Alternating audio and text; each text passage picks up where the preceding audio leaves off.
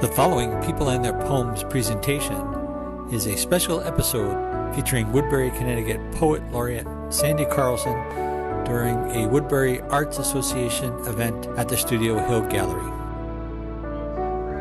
Another night, and I was saying it this afternoon that the afternoon was so splendid. I thought this more than makes up for the wretched weather of last week. And then I'm driving out to the farm to pick up a few zucchini, and the sky turned Death Eater black, and I'm what'd I do?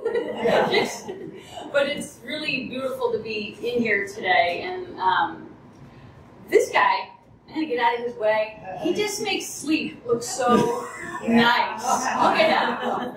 I mean, the satisfaction in his face. And it's just such a great space to be in. So thank you very, very much. Last week I was at the Arts Alliance of Woodbury's opening at the library, and the subject of climate change came up in a conversation with one of the artists there, and it just got me thinking about climate change and language. And I just happened to be at Bird's Books down in Bethel, and I got this book, Poems from the Edge of Extinction. And it is a powerful text that came out in 2019. And this Chris McCabe went around basically gathering up poems in this anthology of languages predicted by UNESCO to soon be extinct. You think about that your language is who you are, right? It's your values, your stories, your myths, and these are in danger of disappearing. There are 21 languages in Europe on the verge of extinction, not dialects, but languages. And this was just blowing me away. And our stories are at risk. Who we are is at risk. And I mentioned before at this event that I teach English and I teach freshmen, and we read a lot of epic literature, including the Odyssey. And I was reading this morning, and I wanted to share some of these poems to honor these languages before I just share one or two of my own. And there's a language called Occitan and a poem called She. And let's see now. Occitan is a Romance language spoken in southern France, Italy's Occitan valleys, and Spain's Val d'Aran. And it goes from there, but it's not from no man's land. It's from places we can find on a map. Right? But this sort of speaks to what you were saying in your final poem there, so it's kind of serendipitous. This is called She, and this is the English translation. Give me a name, Ulysses. Give me a name so that I can wait for you. I'll be here, the mirror there, and we'll speak of you, I and the other, in the mirror. I'll join her there, a little slant on the edge of a chair, the way birds do. The ache in my thighs keeps me from losing myself to that side of the mirror. In the morning, I'll wear my earrings. I may even wear them to bed, should you surprise me in the night. But if I have no name, how will I know which of us, her or me, is waiting? This notion of erasure, compounded by the condition of being female. What's going on there? So I just thought it was an incredible poem, but there was a Belarusian poem that I think really captures the experience of the frustration and the pain, and when we look at what's going on in Ukraine, and the fact that Ukrainians speak Ukrainian, not Russian, and why that matters, and the role of language and cultural revival movements throughout world history, it's worth thinking about. This is a poem by Belzhina Mort. She's Belarusian, and it's called Belarusian One. Even our mothers have no idea how we were born, how we parted their legs and crawled out into the world, the way you crawl from the ruins after a bombing. We couldn't tell which of us was a girl or a boy. We gorged on dirt, thinking it was bread. And our future, a gymnast on a thin thread of the horizon, was performing there at the highest pitch, bitch. We grew up in a country where first your door is stroked with chalk, then at dark a chariot arrives, and no one sees you anymore. But riding in those cars were neither armed man nor a wanderer with a scythe. This is how love loved to visit us and snatched us failed. Completely free only in public toilets, where for a little change, nobody cared what we were doing. We fought the summer heat, the winter snow. When we discovered that we ourselves were the language and our tongues were removed, we started talking with our eyes. When our eyes were poked out, we talked with our hands. When our hands were cut off, we conversed with our toes. When we were shot in the legs, we nodded our heads for yes and shook our heads for no. And when they ate our heads alive, we crawled back into the bellies of our sleeping mothers as if into bomb shelters to be born again. And there on the horizon, the gymnast of our future was leaping through the fiery hoop of the sun. I highly recommend this book. It's incredibly powerful. And there's a website called Ethnologue. And if you visit that site, and as I was kind of doing this morning, some of the languages that are listed in here are gone. This book is a couple years old. So what are we doing, right?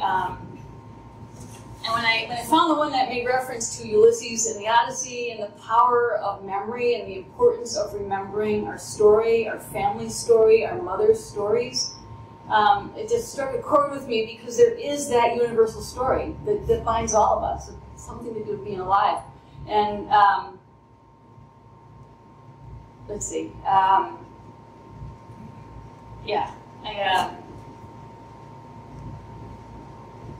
lost both my parents during the pandemic. First my mom before it really hit hard, and then in 2020, the year we're trying to forget, right, Sam? We're trying to figure out what happened in 2020. I lost my dad, and I put a collection together to honor his memory, and it speaks to that topic. It's called Helen Remembers.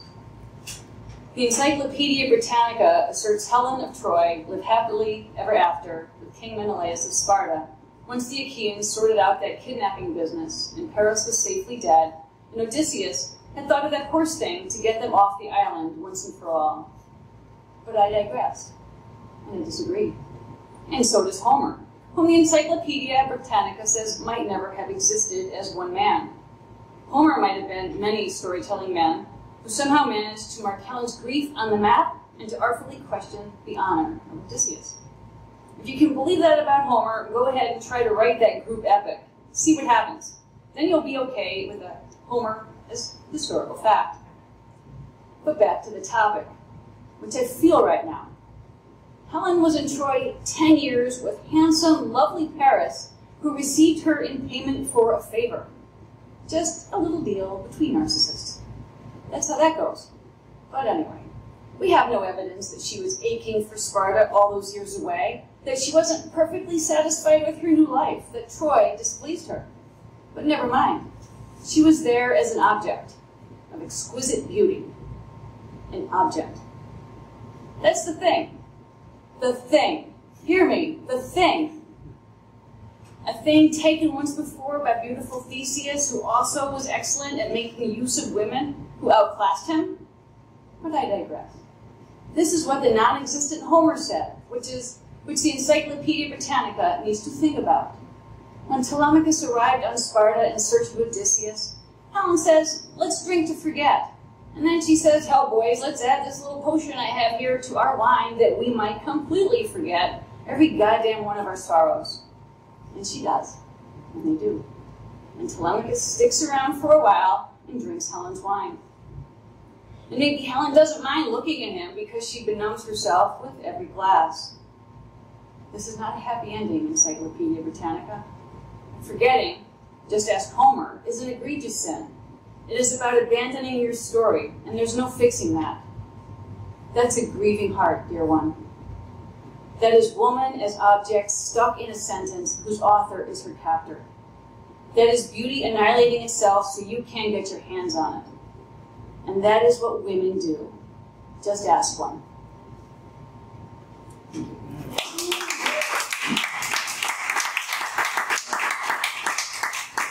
I think the Helen story needs to get written one of these days, you know? On a different note, it says the important business of remembering and the danger of forgetting are always on my mind. And you know this story that when a cardinal zips by, it's... I'm sorry, Sam? I had a question for you. Yes? What do you do when you can't remember? I don't think I can answer that question. For me personally, or just generally, what happens when we can't remember? How do you remember? For me, I remember through the stories I was told as a child by my mother, my grandmother, aunts and uncles, and I write them down. When I was a teenager, my grandmother gave me her Remington Easy Writer computer, typewriter, and I still have it. And when I was a kid, I was writing out little stories that she told me so I could keep them, and I give them to my daughter. I tell those stories. I keep the odds and ends. I have so much stuff that I couldn't put a price on. Little pieces of porcelain that my grandmother might have whacked when she was dusting, that she would glue together with brown glue. Anybody around here remember brown glue? That you turn it just right, you don't even know it's broken. And it's that you don't throw it away. It still has inherent beauty. It's like the Leonard Cohen song, the cracks that have light gets in. That you value things even if they're a little broken.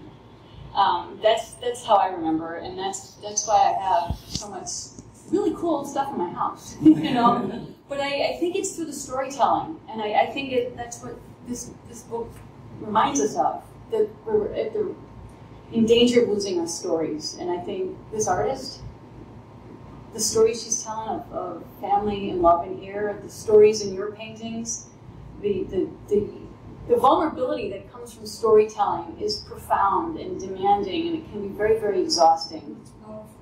But it's powerful, and we need it. And I think poetry and art have the power to heal and to make space for people that don't feel tolerated or loved. And I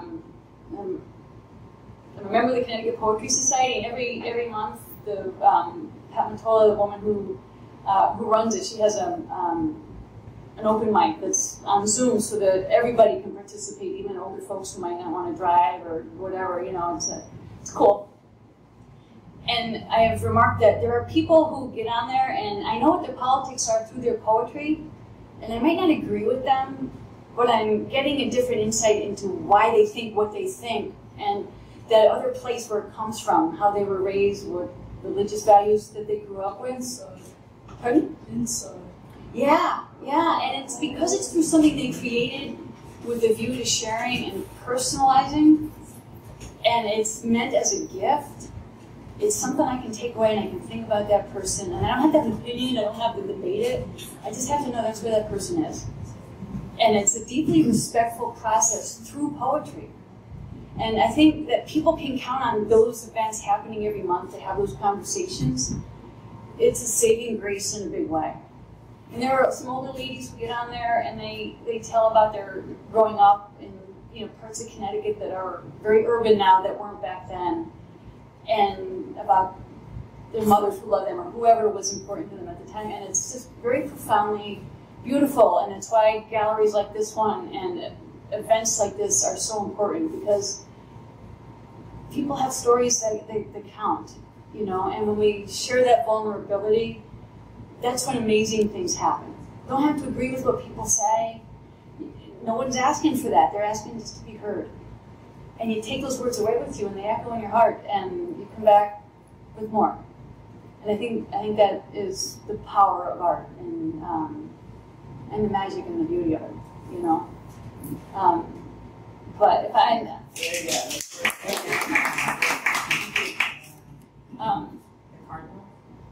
The cardinal. Oh yeah, the story of the cardinal. The cardinal flies into your day. It's like a messenger from the other world, the other side.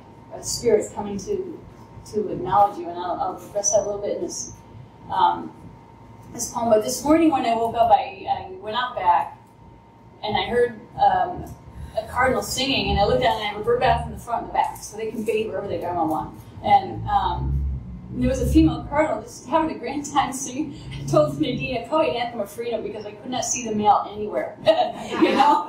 And then I'm out in my kitchen in the front of the place, and I'm making some potato leek soup with my leeks because I grew them and I was going to make them be something. And I hear the song again, and there she is in the bird bath. And you know, it's a story my mother gave me about the cardinal, and it's a comforting story. And I also think it speaks to the power of nature in art. That it's not about just being a nature poetry, it's about finding the harmony and balance in the world around us. And that environment could be a city. That's our environment, you know, and those nature poets are doing that, you know. They're helping us make sense of who we are through acceptance of what's around us on a silly level and on a serious level. But the importance of memory, I'd like to just read this for you. I think it addresses that. This is called Cardinal Song. A familiar song, a ribbon of red, an open window. Late afternoon, and I know spring has come with a message from across the river. I hear in my heart, I love you. Dad's last words, and I love you, I love you, I love you. Mom's last. Grief should grip your soul, command your attention for no more than a year, says the American Psychological Association in the 5th edition of its self-affirming holy book. After a year of grief comes a diagnosis with a prescription for mind-altering drugs and a bill for the pill that will turn you away from the memory of your forebears. These are the headlines. Suddenly there is an answer to the question, how long is too long to grieve your mother, to miss your father? Television appeals to your soul. Do you want relief from memory? Call your doctor. Say grief interferes with your ability to function. Help will soon be on the way. You can silence Hermes if you can handle the copay. But here's my question. What if those who have gone before remember me? What if Hermes takes the shape of the cardinal? What if messages of love come in the song of a bird that flies into my spring from across the dark waters of living memory and of living in memory? Years after death broke my heart. What if, for sure? Maybe there's a pill to undo the work of the pill. Maybe there's a magic potion to take you home. Maybe just click your heels and dream in your soul. Learn to fly like a steel red bird, mighty the song. Thank you.